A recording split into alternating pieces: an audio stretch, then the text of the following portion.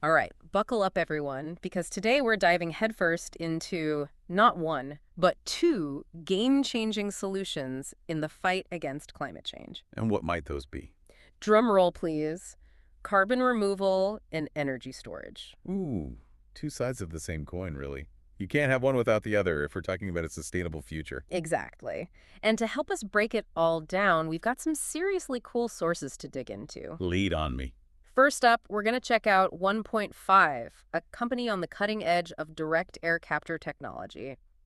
Yeah, you heard that right. They're actually pulling carbon out of the atmosphere. Sounds pretty futuristic. It is. And then we'll shift gears and explore this revolutionary energy storage solution that was featured in the Wall Street Journal's The Power Playbook. By the end of this deep dive, you'll be walking away not just with a solid understanding of how these technologies work, but also why they're absolutely crucial for, keeping the planet from going full-on inferno. Okay, so let's kick things off with carbon removal.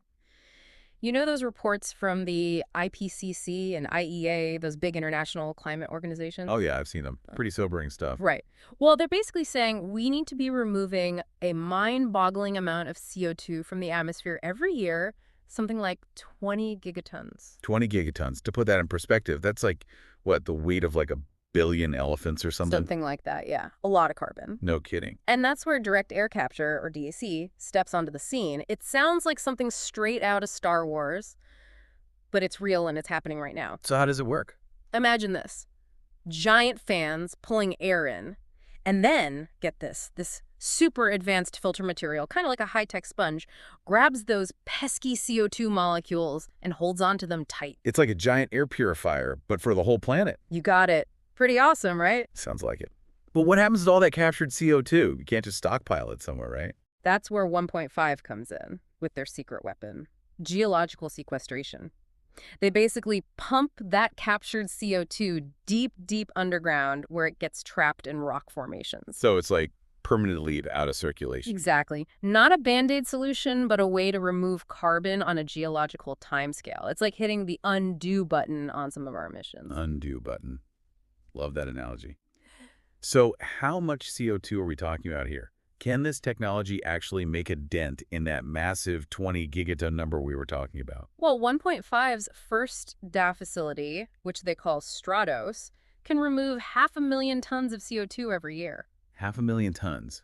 Still just a drop in the bucket compared to 20 gigatons. True, but it's a start, right? And what's even cooler is they're already working on the next generation of this tech, which could remove twice that much. Okay, now we're talking. That kind of scaling up is exactly what we need, but how can we be sure it's actually working? Well, that's another cool thing about DAWA sequestration. It provides super accurate, auditable data on how much CO2 is being removed. No guesswork, just hard numbers. So we can actually track progress and hold everyone accountable. I like that. Totally. And here's the cherry on top. 1.5 is using tech and supply chains that already exist so they can scale up production quickly and efficiently. So it's not just a pie-in-the-sky idea, it's ready to roll. That's what I like to hear. Are any companies actually using this tech? Oh yeah, a bunch. We're talking big names like ANA, the Houston Texans, Airbus, the Houston Astros. Well, hold on. Even sports teams are getting in on this. That's pretty cool. Right. It shows just how seriously folks are taking carbon removal these days. And the list goes on. Even Shopify's jumping on board. Okay, so this isn't just some niche technology. It's gaining serious traction. And not a moment too soon, considering that 2050 net zero goal everyone's aiming for. Exactly. We need to be building this carbon removal market now if we want to have a shot at a sustainable future. Couldn't agree more. But here's a question. We've talked about taking CO2 out of the atmosphere, but what about the energy we use to do all this? That's got to factor into the equation, right? Bingo. That's where energy storage comes in, and this is where things get even more mind-blowing. Okay, I'm intrigued. Hit me with it. So as we shift to renewable energy like solar and wind, we've got to figure out a way to store all that energy. The sun doesn't always shine and the wind doesn't always blow, right? True that. Mother Nature doesn't always cooperate with our energy demands. And get this, the goal is to triple renewable energy production by 2030 and then triple it again by 2050. We're basically trying to build a whole new energy system on top of the one we already have. It's a tall order. Yeah. And you can't do that without some serious energy storage solutions. Absolutely. And one super cool example is the Tamega hydroelectric complex in Portugal, which we learned about from that Wall Street Journal report. It's like a giant energy battery. Seriously, how big are we talking? Think big. This thing can store enough energy to power 11 million people. That's the entire population of Portugal. No way. Okay, I'm officially impressed. How does it actually work? It all comes down to these clever reversible pump hydro turbines. Okay, you're going to break that down for me. Reversible pump hydro turbines. What in the world? So imagine you've got two reservoirs, one higher up than the other. When there's excess energy, like from a super sunny or windy day, they use that energy to pump water uphill to the higher reservoir. I'm with you so far. So it's like charging a giant battery with water as the energy source. That's pretty cool. And then when they need energy back, they let the water flow downhill through a turbine, which spins a generator and creates electricity. It's like discharging the battery. So it's like harnessing the power of gravity to store energy. That's genius. And this one complex can power a whole country. Mind-blowing. Pretty incredible, right? And this is just one example of the innovative approaches being developed to tackle the energy storage challenge. There's so much more out there. More. I'm all ears. Well, there's battery storage, which is getting more advanced all the time. And then there's compressed air energy storage, where they basically use excess energy to compress air into these giant underground caverns. Wait, so it's like storing wind in a giant underground balloon. Pretty much. And then there's thermal energy storage, where they use excess energy to heat up materials like molten salt. Molten salt. Sounds kind of dangerous. Maybe a little, but it's super effective. They can use that stored heat later on to generate electricity. So it's like a giant solar-powered steam engine. Incredible. It seems like there's so many creative solutions out there, and they're all getting better and more efficient. Absolutely. And the more we invest in these technologies, the faster we can ditch those dirty fossil fuels and transition to a truly sustainable energy system. But it's not just about the tech itself. Right. It's about how we use it and integrate it into our lives. Exactly. It's like a giant puzzle, and we need all the pieces to fit together. We got to capture that carbon, store that clean energy, and change the way we live and consume. It's a system-wide change, not just a quick fix. Couldn't have said it better myself. It's a huge undertaking, no doubt. But I'm optimistic.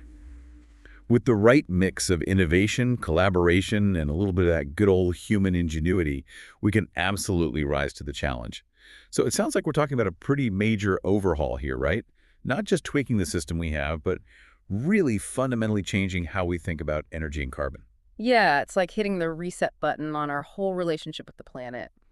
But before we get too deep into the solutions, I think it's important to acknowledge the elephant in the room, you know? Oh yeah, I see it. It's big, it's gray, and it's got human behavior written all over it. Exactly. We can have all the amazing technology in the world, but if we don't change the way we live, the way we consume, it's all for nothing. It's like having a shiny new electric car, but still driving it to the store for a pack of gum. The technology's there, but the mindset needs to catch up. Totally. And that's where things get tricky, right? It's so easy to fall into those old habits, those ingrained patterns of thinking. It's like trying to break free from like a gravitational pull, you know? Yeah. The pull of convenience, the pull of, that's just how we've always done it. So how do we break free? How do we shift those mindsets on a global scale? Well, for starters, we got to stay informed.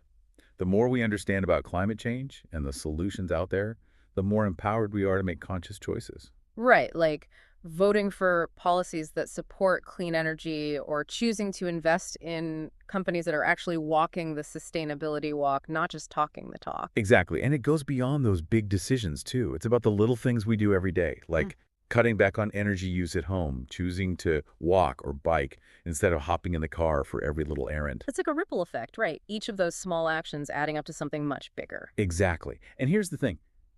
We're not alone in this. There are people all over the world, individuals, communities, entire countries, who are pushing for change. It's a global movement, and every single action, no matter how small, contributes to that momentum. Okay, so we've talked about the big picture stuff, the collective action, the mindset shift, but let's get back to those cool energy storage solutions. I'm still buzzing about that pump hydro system in Portugal. It's like something straight out of a sci-fi movie. Yeah, it's a pretty impressive feat of engineering. And it shows how we can harness the power of nature to, like, literally store energy in a mountaintop lake. But nature's not the only player in the game.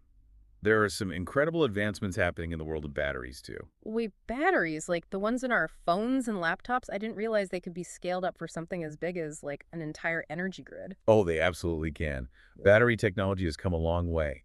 These days, you've got massive battery installations popping up everywhere, connected to solar and wind farms. It's like having a giant backup power source for those times when the sun's taking a break or the wind's gone quiet. So it's like smoothing out the bumps in the renewable energy roller coaster, making sure there's always power available when we need it. Precisely. And the best part is that battery technology is constantly evolving. Scientists are working on new types of batteries that are even more efficient, longer lasting, and made from sustainable materials. It's like the battery revolution is just getting started. What else is out there in the world of energy storage? You mentioned something about compressed air earlier, right? Oh yeah, compressed air energy storage. It's basically like storing wind energy in a giant underground balloon. They use excess energy to compress air into these massive caverns, and then when they need energy back, they release the air to spin turbines and generate electricity. So it's like a giant whoosh of stored wind power ready to be unleashed when we need it. That's amazing. And what about that thermal energy storage thing, the one with the molten salt? Ah, yes, that one's pretty cool too. It's often used with concentrated solar power plants, those ones with all the mirrors focusing sunlight onto a central tower. They use that intense heat to melt a special type of salt, and then that molten salt acts like a giant thermal battery. So they're basically capturing the heat of the sun and storing it in liquid form. Exactly. And then when they need electricity, they use that stored heat to create steam, which spins a turbine and generates power. It's like a solar-powered steam engine. This is blowing my mind. It's like we're only limited by our imagination when it comes to how we can capture, store, and use energy. And that's what makes me so optimistic about the future. We have the technology, the knowledge, and the creativity to solve this climate challenge. We just got to put all the pieces together. Right. It's not just about the technology itself. It's about how we use it, how we integrate it into our lives, and how we shift our mindset to embrace a more sustainable way of being. Exactly. And that's the exciting part. It's about creating a future where clean energy and responsible consumption are not just options, but the norm. A future where sustainability is woven into the very fabric of our society. It's like we're on the cusp of a massive transformation. And it's happening right now, all around us. It is. And the best part is that we all have a role to play in shaping that transformation. So we've covered a ton of ground here. Carbon removal, energy storage, all these amazing technologies that are pushing the boundaries of what's possible. But are there other solutions out there? Like things we haven't even considered yet? You're thinking outside the box. I like it. Okay. And you're right. There's a whole world of possibilities, especially when it comes to working with nature, not just trying to outsmart it. Ooh, nature-based solutions. I'm all ears. Well, imagine if we could actually boost nature's ability to absorb carbon, like giving Mother Earth a turbocharged vacuum cleaner to suck that CO2 right out of the atmosphere. Okay, that sounds incredible, but how do we actually do that? One way is through reforestation, basically planting trees on a massive scale. Trees are like nature's little carbon-eating machines. Mm-hmm. The more we plant, the more CO2 we can pull out of the air. So it's like a global tree planting party. Sign me up. But how many trees can we realistically plant? I mean, space is limited, right? That's true. But it's not just about planting new trees. It's also about protecting the forests we already have. Stopping deforestation is crucial if we want to harness the full carbon-absorbing power of trees. Got it. So it's a two-pronged approach. Plant more trees, protect the ones we've got. What else is out there in the world of nature-based solutions? Well, there's this fascinating thing called blue carbon. Remember how we were talking about forests being carbon sinks? Turns out coastal ecosystems like mangroves, seagrass beds, and salt marshes are even better at storing carbon. Wait, the ocean is better at storing carbon than forests. That's wild. How does it even work? It's pretty amazing, actually. These coastal ecosystems pull carbon from the atmosphere and store it in their soils and sediments. And because it's all underwater, that carbon can stay locked away for centuries, even millennia. It's like a hidden treasure chest of carbon buried beneath the waves. This is incredible. I know, right? And the best part is that restoring and protecting these blue carbon ecosystems not only helps fight climate change, but also provides a ton of other benefits. Like, well, they improve water quality, protect coastlines from erosion, and create habitats for all sorts of marine life. It's a win-win-win. we fight climate change, protect nature, and boost biodiversity all at the same time. Okay, I'm officially sold on blue carbon. Are there any other nature-based solutions that are, like, super innovative? Oh, absolutely. Scientists are constantly coming up with new and creative ways to enhance these natural processes. Give me some examples. I'm dying to hear more. Well, one really cool idea is something called biochar. It's basically charcoal made from plant matter, and you can add it to soil to improve its fertility and water retention. But here's the kicker.